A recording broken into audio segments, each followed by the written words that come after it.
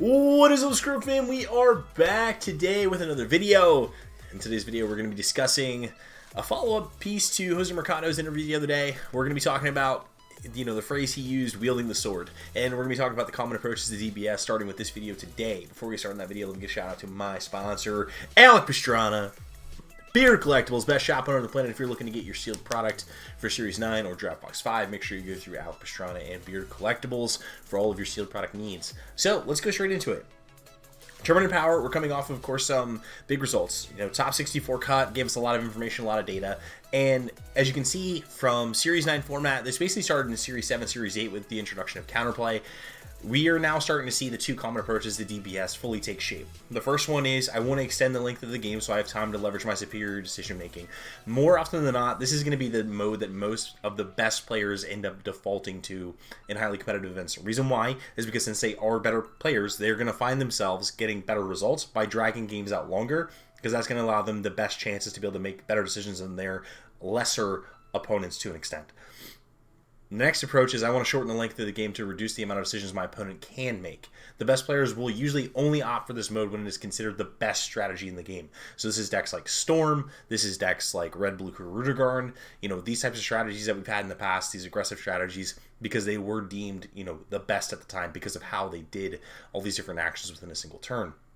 And so I want to talk about today the second approach, because I think a lot of it has to do with mentality, and then I think a lot of it is just basic concepts that need to be broken down for everybody so they can actually approach playing this style much better. So let's just go from insights from Tournament Power. So 36 of top 64 decks were confirmed mid-ranger control. There could have been other decks outside of Piccolo, Surge Coup, or Invoker, but this made up 36. Over half of the decks were between these three leaders, and all three of these leaders play that game I'm talking about, trying to extend the game to the later turns to be able to win based off of decision making and powerful cards, things like that.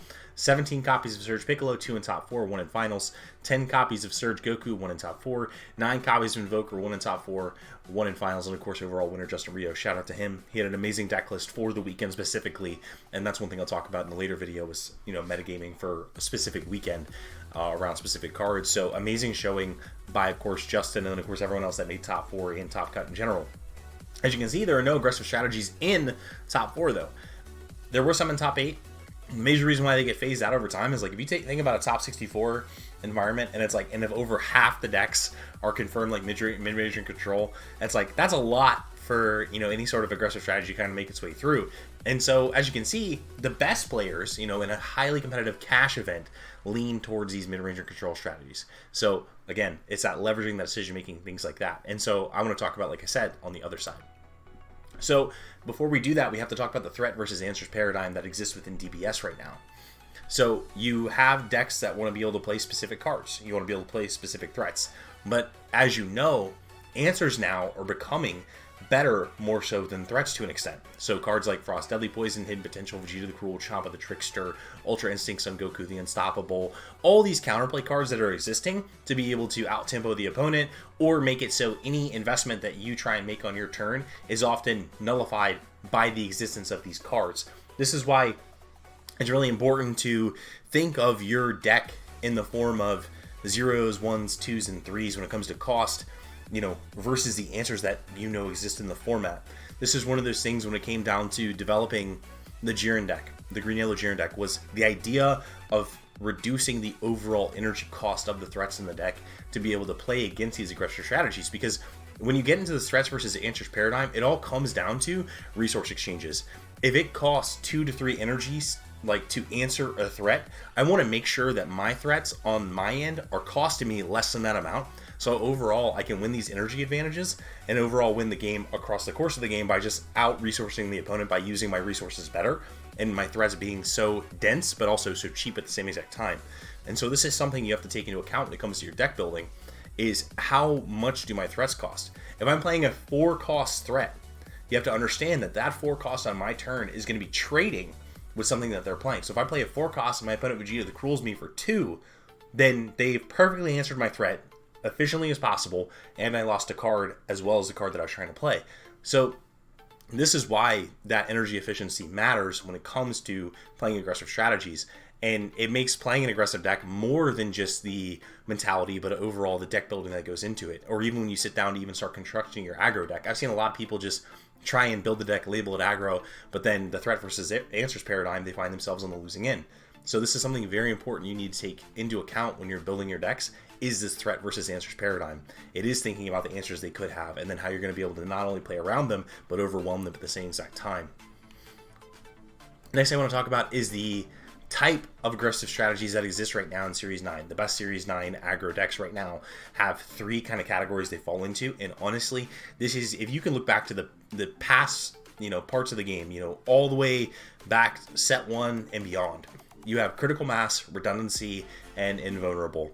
Critical mass is just doing so much on a single turn that you're going to be able to outpace the answers your opponent can have within a single turn. This is decks like Storm. This is decks like Super Shinron. This is decks like the new green-yellow Jiren deck is that. It's a critical mass strategy where all on one single turn, your plan is to generate as, many threats for 0 to little energy spent to be able to overwhelm the amount of answers your opponent could have, or forcing them to have multiple answers to be able to stop a significant turn from happening. And this all happens within the first 3 turns of the game. Then you have redundancy. Redundancy means that every single turn the deck is going to be able to do the same exact thing and present the same exact threat. What's important about redundancy is, though redundancy isn't as big as critical mass, redundancy is built in a way to where it's forcing them to have the answer every single turn. This is why the Boo deck is so good, is because every single turn your opponent has to have the out. I remember in early days of preview season, everyone's just like, well, Topo Righteous Aid just stops Boo. Yeah, but you have to have a Topo Righteous Aid every single turn to stop Boo. And even from TOP, we saw some made cut, the regional some made cut. Reason why is because those players didn't always have the answer, and it's really hard to always have the answer. We're playing a game of variance, and redundancy really kind of plays on that. If your opponent doesn't draw their answers in the right order or doesn't have them, they're not going to be able to win the game. And the last one is invulnerable, and this is going to come down to leader-based aggressive strategies, which we've seen in the past as well. Like Blue Vegeta leader in set 1 was a leader-based aggressive strategy. The leaders in general that can win the game on their own. Broly leader. Yellow Broly leader is a big example of that as well. Could win the game on its own. And of course, the newest one is Father Son, Kamehameha, Goku, and Gohan Return. So the reboot Teen Gohan leader has the ability to swing with triple strike 3 times. Combined with defeat Kamehameha, it's going to have critical, and it's huge. And this is how it's closing out the game. So again, you're taking all the answers that exist in the format, all the counters we talked about, things like that, and you're reducing the overall number of those cards that impact your strategy with something that's also really cool to think about too, is how can I play a strategy that reduces the overall impact of my opponent's cards. And that's something that I was talking about before, earlier slides of how Justin Rios metagamed around a projected card. So he built his deck to not be vulnerable to Frost's Deadly Poison. That was his goal, right? Well, when you're building these aggressive strategies, you have to think about the same thing. How can I make sure I'm not vulnerable to X card throughout all of my testing and all of my games? And so that's how we get to this, these 3 things here that make up the aggro decks in this format. Last thing I want to talk about is you're measuring success as an aggressive strategy, and that is through your actions per turn. The best aggro decks within DBS all have a common measure for success, and that is actions per turn. If you look at Storm, you look at Red Blue Hirudegarn, you look at Broly, the yellow Broly leader, the green Broly leader, all these highly aggressive strategies all have this in common. It's how many things they're doing in a single turn. It's how many swings they're generating, how many cards they're able to draw. The best aggro decks are going to have this ability to do this, because what happens is the less action you can generate as an aggressive strategy, more than likely the game is going to be extended and you're going to lose the resource exchange. Again, this is where I talk about that paying 4 energy for a threat, but then having it countered by something that costs less or equal to. And when you're only presenting 1 threat per turn, or you're only able to draw 1 card per turn, or you're only able to swing with 1 to 2 battle cards per turn, you're not going to be able to close out games. This is what Janemba thrived off of for such a long time, is when your opponent's only playing 1 to 2 threats per turn, they have nothing to worry about. They're going to end up beating you anyway because their whole entire deck's defense. And now, as we get to these strategies, this critical mass, redundancy, invulnerable, it's all about the amount of actions that can be generated. And then actions completed needs to outpace or outlast the number of answers the opponent can generate. Again, this falls in line with everything I've talked about before. It's about having more threats, then the opponent can have answers. And it's about doing all that consistently across the course of the early turns, and even as the game continues. Your opponent's going to run out of answers in their hand. They can only draw so many of them in a single game. And when you're playing aggro in this game, it's not only really skill testing, but you're also playing the odds. You're trying to play the odds that your opponent doesn't have the out, doesn't have the answer to you. And that's how you're supposed to capitalize on the format. So this is your mentality you need to have when you're playing aggressive strategies. Is just, how am I going to be able to generate the most amount of actions possible during these turns to overwhelm the opponent and to make the existence of their counterplay cards or their counters just non-existent or not impactful. When you start doing that and you start thinking that way, this is what gets you to start shaping your strategies for a metagame moving forward. This, like I said, this is how we got to the current existence of Green Yellow Jiren versus where it started. So think about when it was being previewed and everyone was hyped about the 10-drop Jiren and all these things. It's like, yeah, that's like, those cards are powerful, but if I'm spending all 5 of my energy on a singular threat, where's that going to get me? Whereas I could spend 3, or 2 or less and generate multiple actions per turn, and that's how you end up becoming a better strategy. That's what Baby did, in Series 8. Was Baby just did so many actions in a single turn. That's how I was able to be such a dominant deck in the format.